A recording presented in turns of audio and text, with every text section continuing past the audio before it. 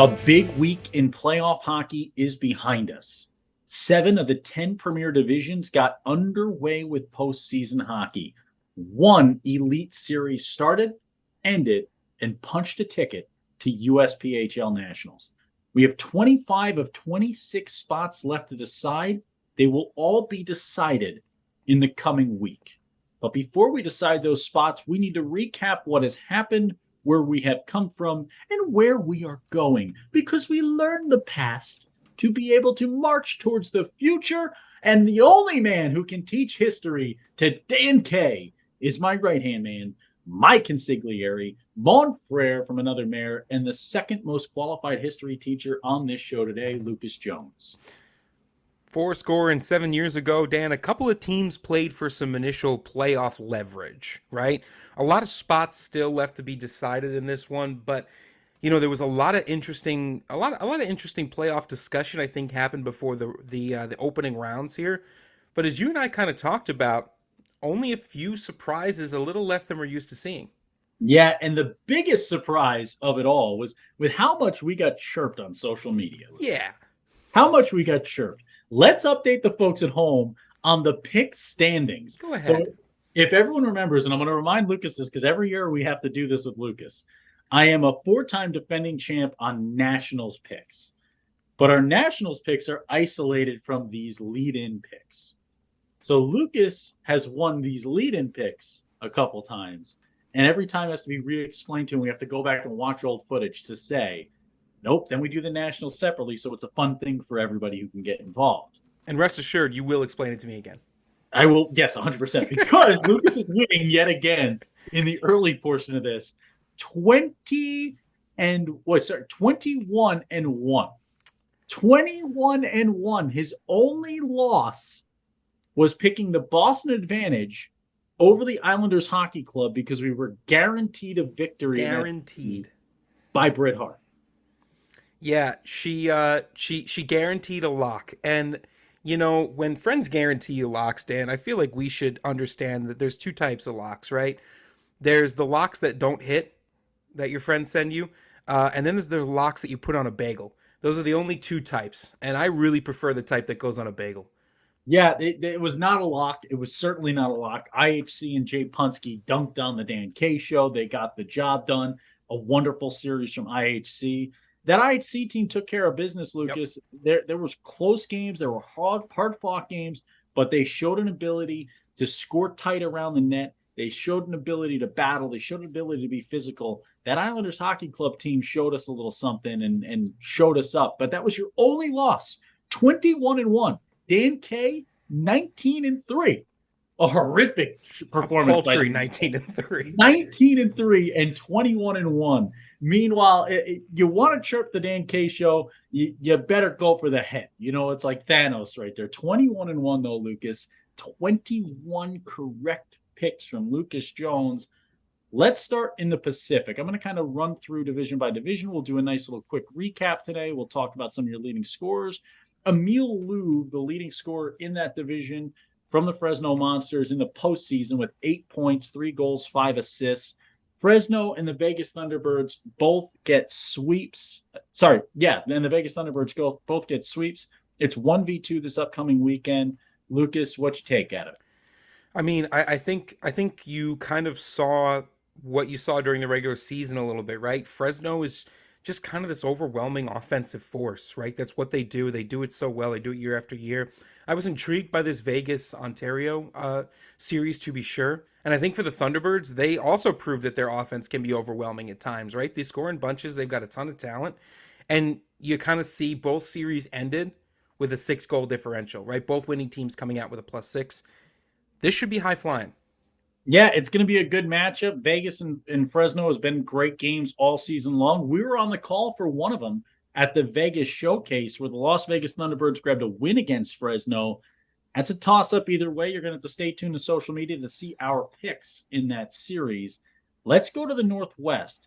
Vernal continues to take care of business. Alex Rene Bartkovics, who broke the single-season point-scoring record with 122 this season, continue to be Alex Rene Bartkovics.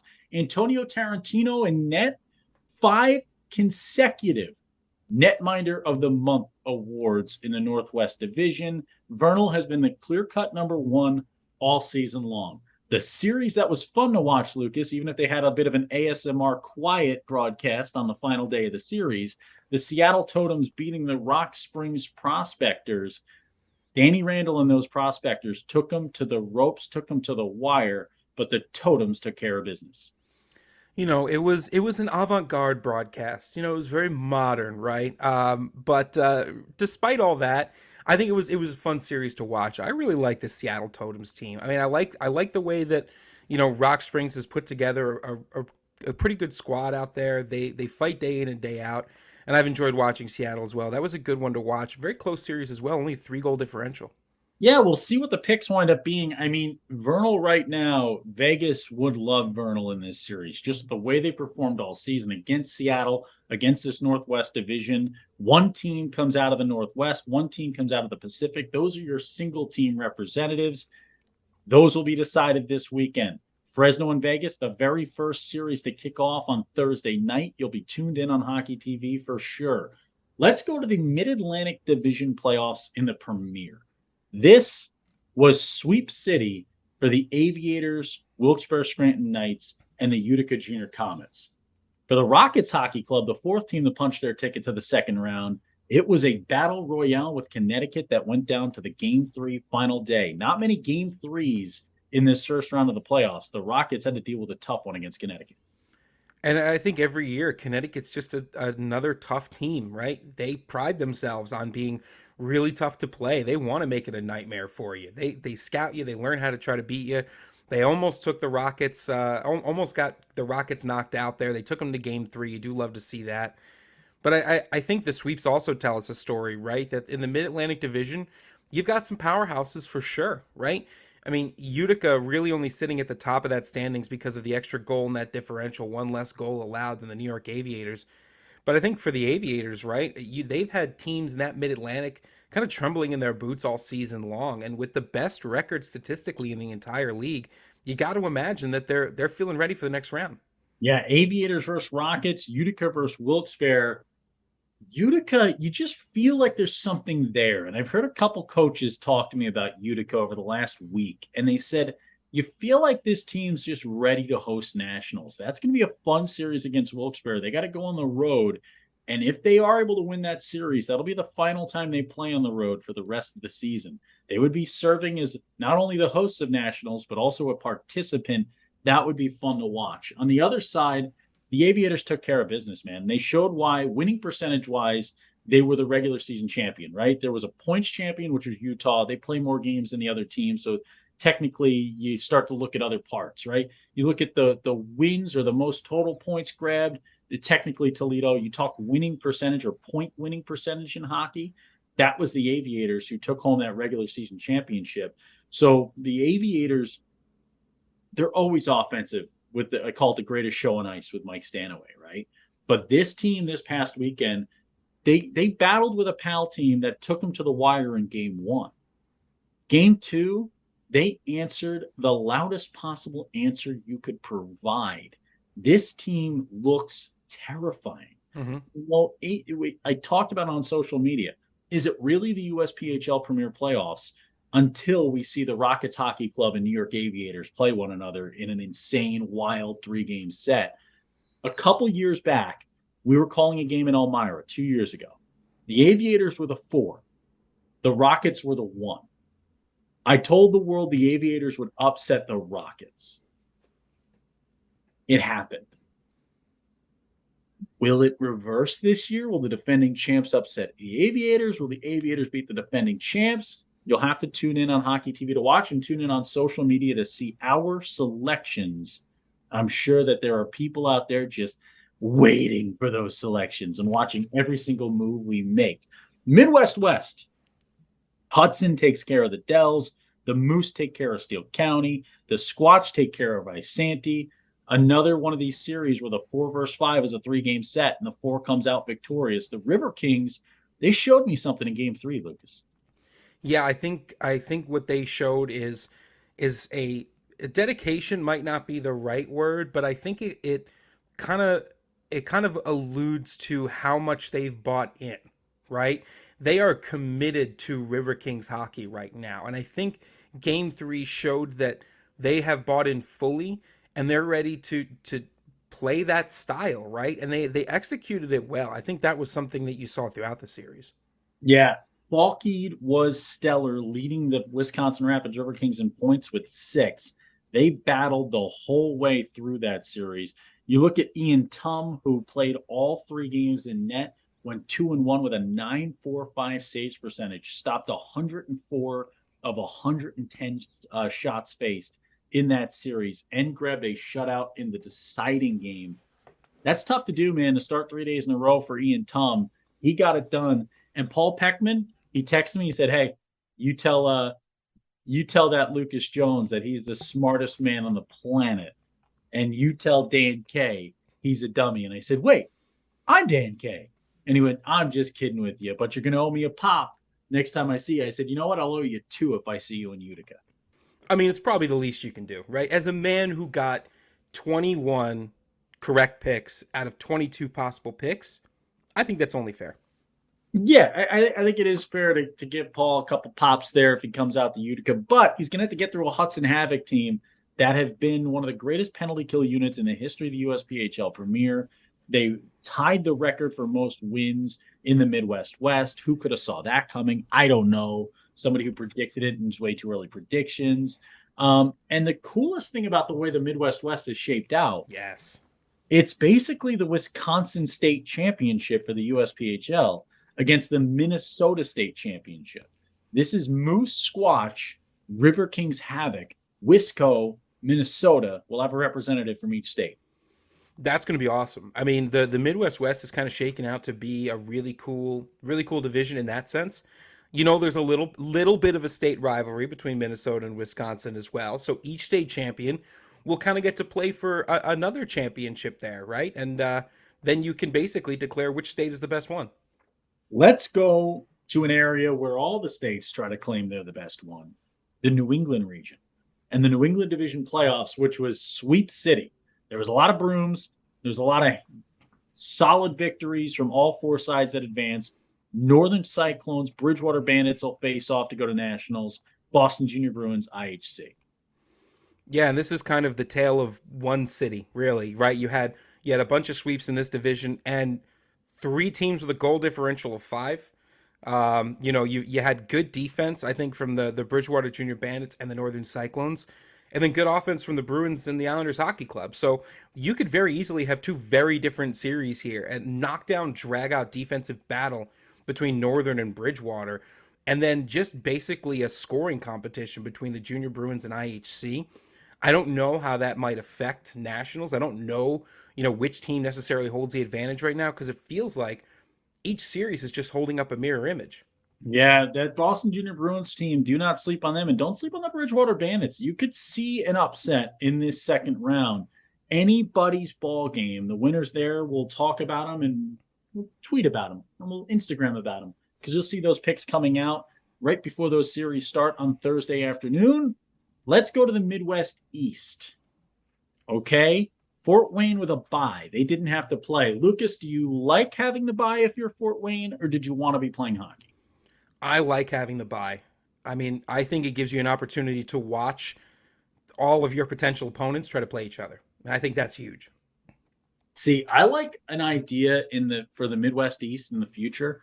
If you've got this model with kind of the odd number of teams, we'll see how it goes. You know, how junior hockey works. You might add to it. There might be some reshaping, but I would like a model where that 1 seed plays in the first round against the lowest seed, and if they win, they move on. Right, the highest winning seed in that first round automatically is in nationals. I'd rather the bye on the back end go into nationals, but they've got the bye here on the front end. They're going to play the Chicago Cougars. The Cougars take care of business against the Crush. MetroJet's development program took care of business against Decatur. And the Motor City Gamblers take care of business against the Colonels. Pop, pop. They were able to get the sweep there. 5 unanswered goals in the third period of game 1 for that Motor City Gamblers team. I mean, that was impressive. The way that gamblers can score in these tight clusters, right? Where when they find an opening, they just hammer that opening. And I think that that definitely makes them a tough team to play against because it turns maybe a momentary weakness or, the guys are a little tired at the end of the second period. It turns into a potential 3-4 goal swing for a team like Motor City. Yeah, and Sebastian Wigfield for Chicago Cougars, he had a shutout in that first round against the Crush, 25 shots faced. He stopped all of them. You look at Jack Coleman with them grilling opponents. He saw 24, stopped 23 of them with a 9.58 saves percentage. The big story here is going to be a Chicago Cougars team with the ability to stop the puck in the net against a Fort Wayne team that knows how to score the puck.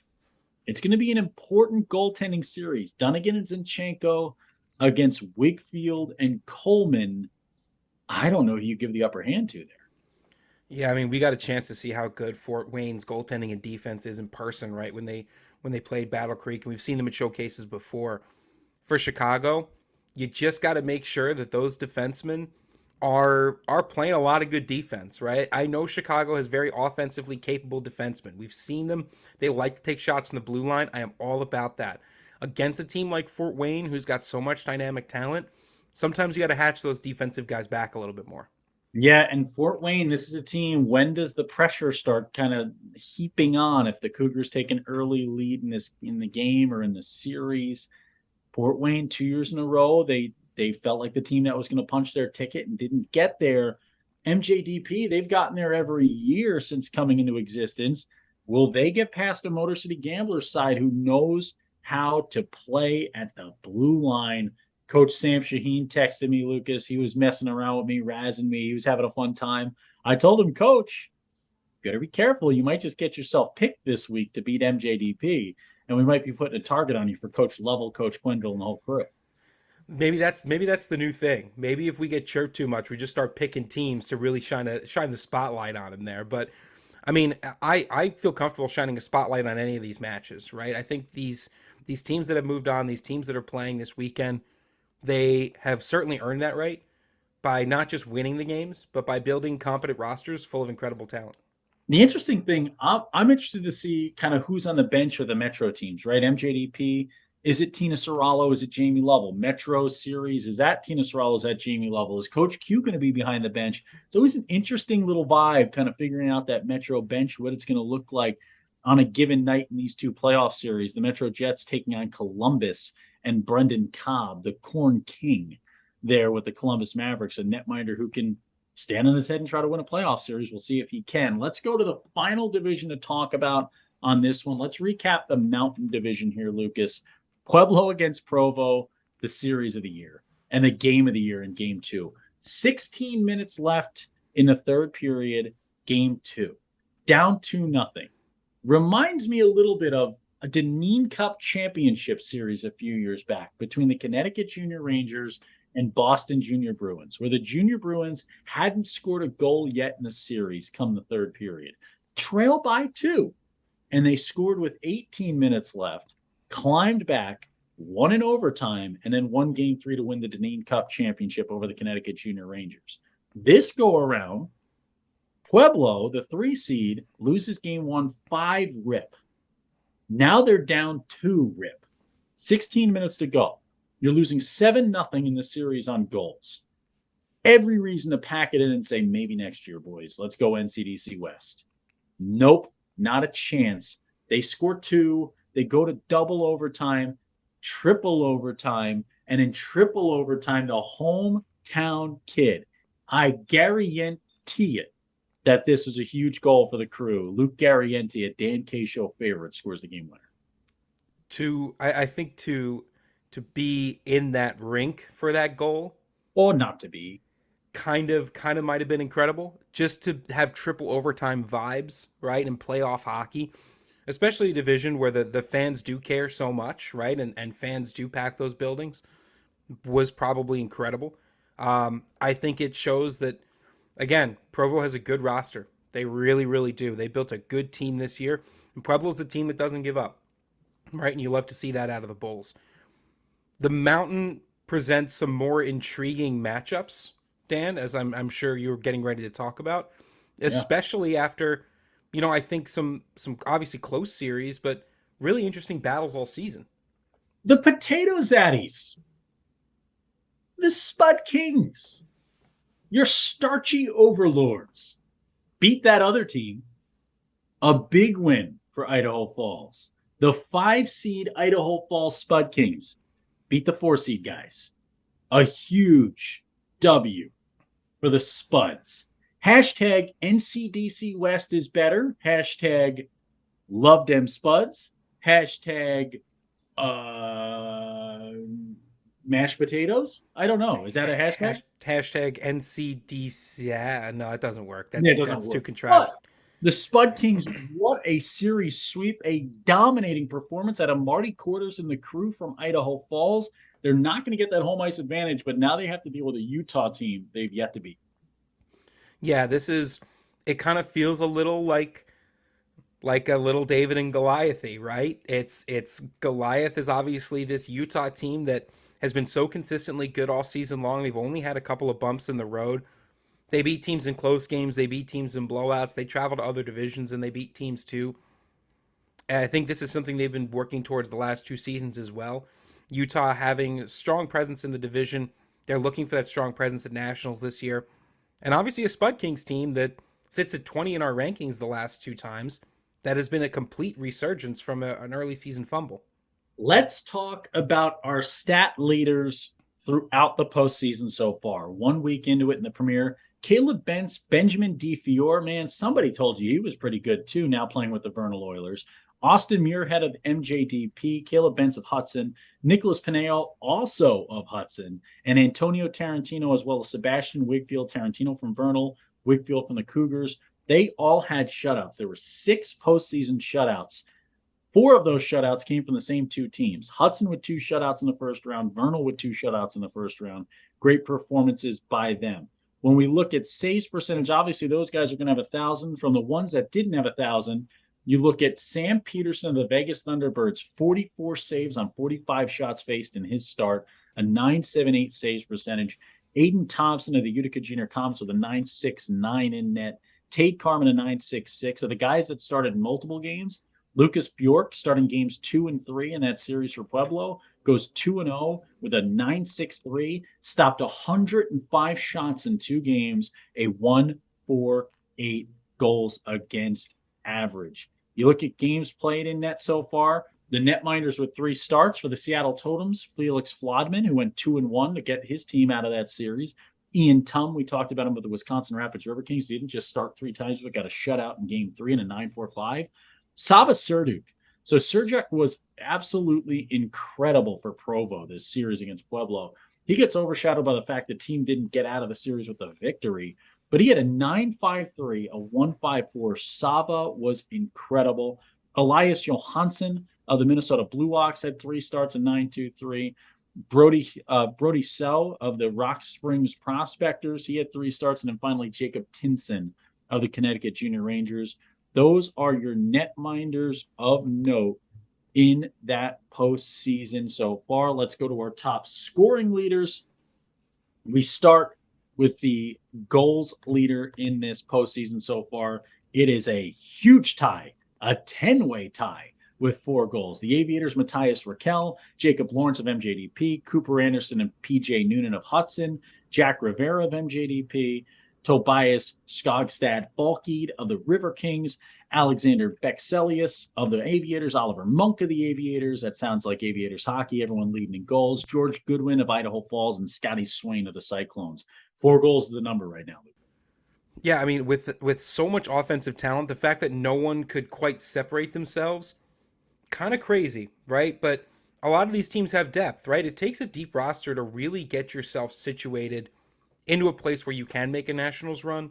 So while there isn't that one guy that totally blew us away, honestly, the fact that there's so many players who really took charge this past weekend shows you how deep this Premier Division really is.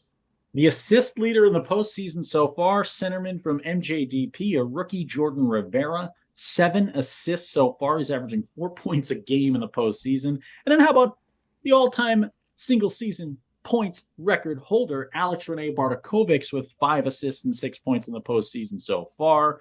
He's in a zillion way tie with a zillion different skaters. The points leader in the postseason, Matthias Raquel, centerman for the Aviators, one of the best scorers on the planet Earth right now with 9 points.